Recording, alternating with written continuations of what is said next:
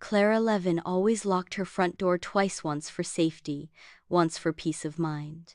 It was more than a habit, it was a ritual, a whispered agreement with herself that everything on the other side of that door couldn't reach her if she just turned the key twice. The first turn was deliberate, the second a quiet confirmation click, click like a heartbeat steadying itself.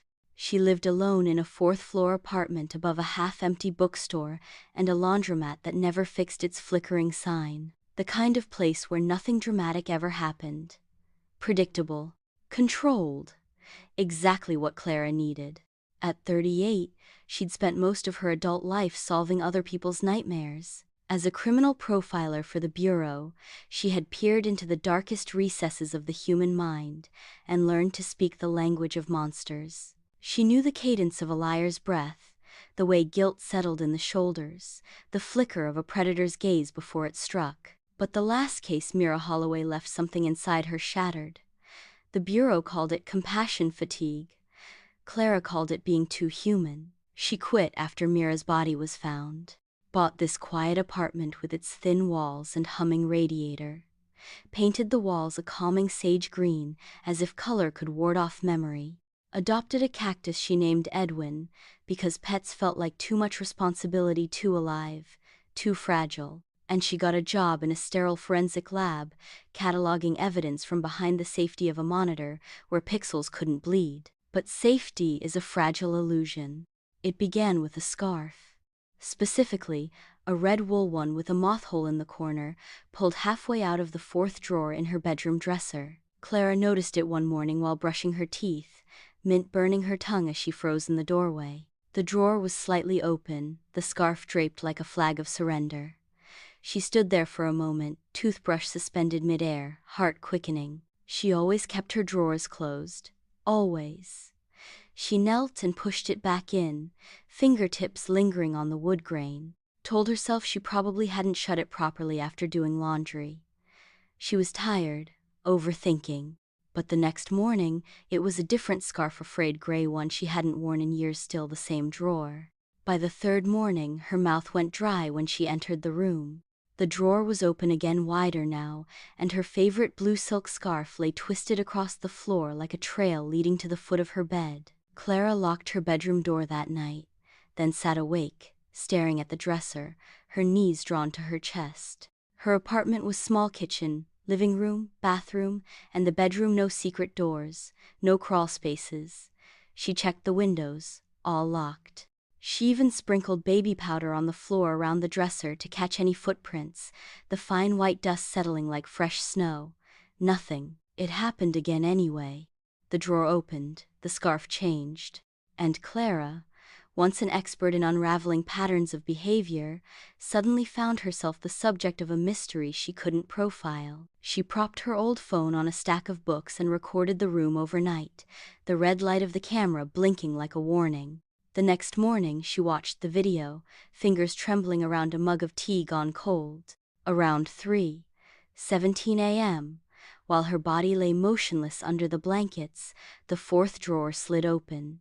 No sudden jerk, no wind, just a slow, almost graceful motion, as if someone inside the drawer had decided to breathe. Clara didn't sleep that night, or the next. By the fifth day she stopped going to work. She told them she had the flu, her voice thin over the phone.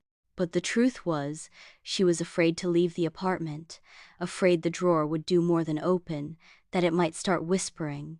She remembered the Mira case.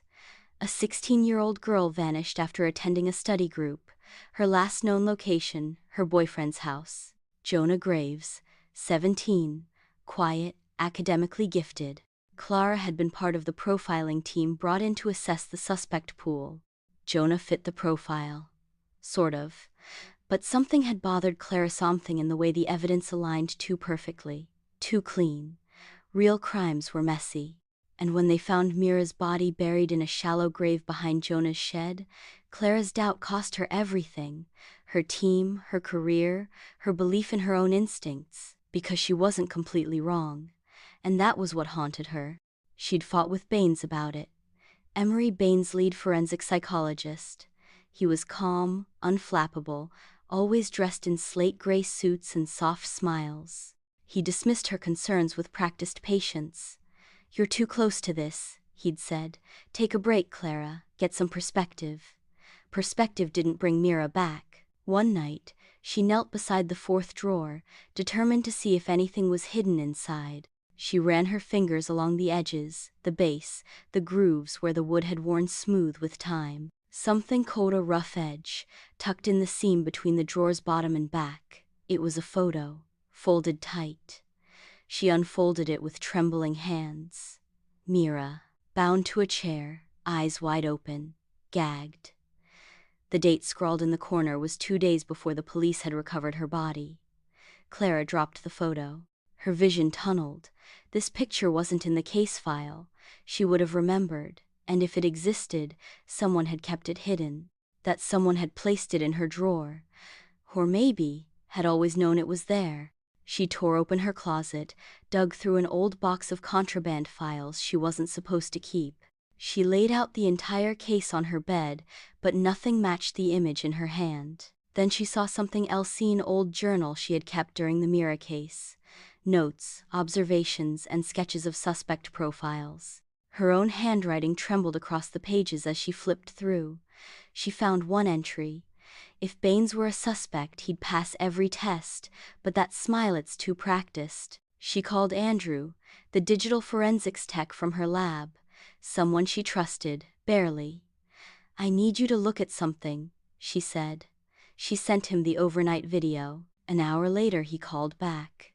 "Clara, I checked the metadata. This file's corrupted. It's like it was recorded yesterday, but the code signature suggests it's 6 years old." "That's not possible," she responded. "I'm serious," he said. "Did you doctor this?" "No," she whispered. "I didn't touch it." Andrew hesitated. "Clara, someone's messing with your device. This isn't just corruption, it's manipulated memory." That night, Clara didn't go to bed. She sat in the corner of the room, knees drawn up, flashlight in hand, phone ready. The red scarf was folded neatly beside her, like an offering. 3:17 a.m. The drawer creaked open, not all the way, just enough. She crawled toward it and found a flash drive nestled inside. Her heart pounded. She plugged it into her laptop. One folder, one file, a video. She clicked it. The camera angle was high, fisheye lens, hidden corner of a dim room. Mira sat in the center, tied down, breathing hard. Her eyes flicked towards something off camera. Then a man stepped into view, tall, slender, gloved. He crouched, whispered something in Mira's ear. Then, almost like he sensed her watching, he turned, looked directly into the lens, and smiled. Clara paused the video, froze the frame, zoomed in. Dr. Emery Baines, lead forensic psychologist on Mira's case. The man who told the Bureau that Jonah matched the profile perfectly. The man who sat across from Clara in long debriefings, sipping herbal tea and calmly telling her she was wrong. She remembered one late evening he'd made her tea in his office. She hadn't finished it. Her mouth had tasted like metal after the first sip. Clara gagged. She stayed up the rest of the night assembling a file, comparing timestamps, looking into Baines's consulting history, cross-referencing locations. There was a pattern. 4 other similar victims. Similar missing pieces. Always Baines. Always just beyond suspicion. She sent the evidence to an old contact from her bureau days, one of the few who still returned her calls. Then she packed a bag, left the apartment before sunrise. 2 days later, the headlines exploded. Renowned forensic expert arrested in serial cold case breakthrough. They found more than Clara had dared imagine: trophies, video files, victims' possessions hidden in a storage unit he'd rented under a false name. More than that, they found the camera, the same fisheye lens, same timestamp configurations, exactly what she had seen. She watched it unfold from a cheap hotel room 2 towns over, the red scarf wrapped tight around her fingers. She never went back to the apartment. She left Edwin the cactus with the bookstore owner downstairs, bought a ticket west and disappeared for a while, changed her number, stopped checking the clock at night. But sometimes she still wakes at 3:17 a.m., and now she understands.